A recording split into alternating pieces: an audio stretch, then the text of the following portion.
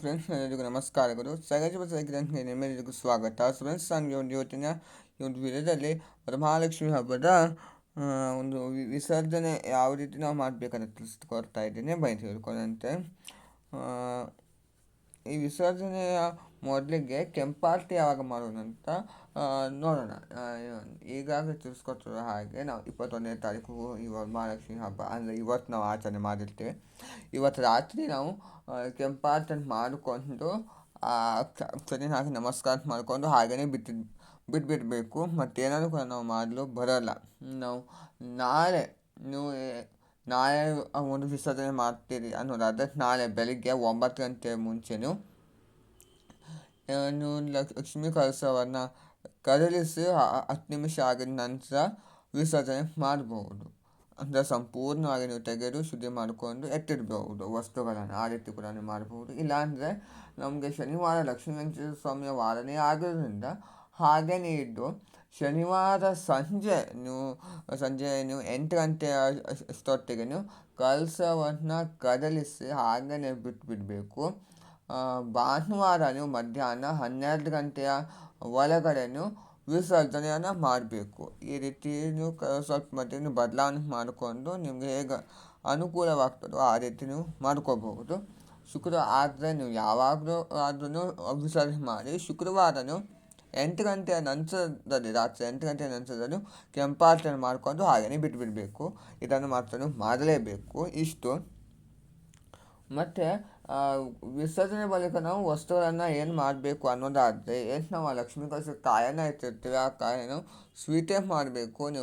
ನೀವು ಕೊಬ್ಬರಿ ಬಸ್ಸು ಮಾಡ್ಬೋದು, ಕಾಯಿ ಹೋಳಿಗೆ ಮಾಡ್ಬೋದು, ಪಾಯಸಕ್ಕೆ ನೀವು ಕೂಡ ಬಳಸ್ಬೋದು. ಆದರೆ ನಾವು ಸ್ವೀಟನ್ನೇ ಮಾಡಬೇಕು. ಮತ್ತೇನೂ ಕೂಡ ನಾವು ಮಾಡೋದು ಬರೋಲ್ಲ. ಹಾಗೆಯೇ ಕಲಶಕ್ಕೆ ಒಂದು ಕೆಳಗಡೆ ಇಟ್ಟಿರುವಂಥ ಅಕ್ಕಿಯನ್ನು ಕೂಡ ನೀವು ಸ್ವೀಟೇ ಮಾಡಬೇಕು. ನೀವು ಹಾಲು ಪಾಯಸಕ್ಕೆ ಹಾಕ್ಕೊಂಡು ಅಕ್ಕಿ ಪಾಯಸ ಮಾಡಿ, ಅದು ತುಂಬಾ ಒಳ್ಳೆಯದು. ಆ ರೀತಿ ನೀವು ಮಾಡ್ಕೋಬಹುದು. ಹಾಗೆ ಕೇಸರಿ ಭಾತನ್ನು ಕೂಡ ಮಾಡಬಹುದು ಅದರಿಂದ. ಹಾಗೆಯೇ ದೀಪದ ಕೆಳಗೆ ಇರುವಂಥ ಒಂದು ಅಕ್ಕಿ ಅಂದರೆ ಅಕ್ಕನ ದೀಪದ ಕೆಳಗೆ ಇರುವಂಥ ಅಕ್ಕಿ, ಹಾಗೆ ಲಕ್ಷ್ಮೀ ವಿಗ್ರಹದ ಕೆಳಗೆ ಇರುವಂಥ ಅಕ್ಕಿಯನ್ನು ನಿಮ್ಮ ಮನೆಯ ಒಂದು ಸಾತ್ವಿಕ ಅಡುಗೆಗೆ ನೀವು ಅದನ್ನು ಬಳಸ್ಬೋದು. ಏನು ತೊಂದರೆನಿಲ್ಲ. ನೀವು ದಿನಕ್ಕೊಂದು ಅಡುಗೆಗೆ ಬಳಸ್ಬೋದು, ಸಾತ್ವಿಕ ಅಡುಗೆಗೆ. ಹಾಗೆ ನೀವು ಅಕ್ಕನ ದೀಪಾರಾಧನೆ ಶುಕ್ರವಾರ ರಾತ್ರಿ ಎಣ್ಣೆಯನ್ನು ಹಾಕಿ ಬಿಟ್ಬಿಡಬೇಕು. ಅದು ಶನಿವಾರ ಬೆಳಿಗ್ಗೆ ತನಕ ಉರಿತಾನೆ ಇರಬೇಕು. ನೀವು ಶನಿವಾರ ಸಂಜೆ ಕಲಶ ನೀವು ಕದಲಿಸೋದಾದರೆ ಶನಿವಾರ ಸಂಜೆ ತನಕ ಆ ದೀಪ ಉರಿತಾನೆ ಇರಬೇಕು. ಭಾನುವಾರ ಆರಿದ್ರೆ ಏನು ತೊಂದರೆನಿಲ್ಲ. ಶನಿವಾರ ರಾತ್ರಿ ಪೂರ್ತಿ ಅದು ಉರಿತಾನೆ ಇರಬೇಕು ಆ ದೀಪ. ಆ ರೀತಿ ನೀವು ನೋಡ್ಕೋಬೇಕು. ನೀವು ಎಣ್ಣೆಯನ್ನು ಹಾಕ್ತಾ ಇರಬೇಕು. ಹಾಗೆ ನೀವು ವಿಸರ್ಜನೆ ಎಲ್ಲ ಆಗಿದ ನಂತರ ಆ ದೀಪವನ್ನು ಕೂಡ ಶುದ್ಧಿ ಮಾಡಿಕೊಂಡು ನೀವು ಬೇರೆ ಪೂಜೆಗೆಲ್ಲ ನೀವು ಬಳಸ್ಬೋದು. ಇಲ್ಲಾಂದರೆ ನೀವು ದಿನನಿತ್ಯ ಒಂದು ಬಳಕೆಗೆ ಕೂಡ ನೀವು ಬಳಸ್ಕೋಬಹುದು.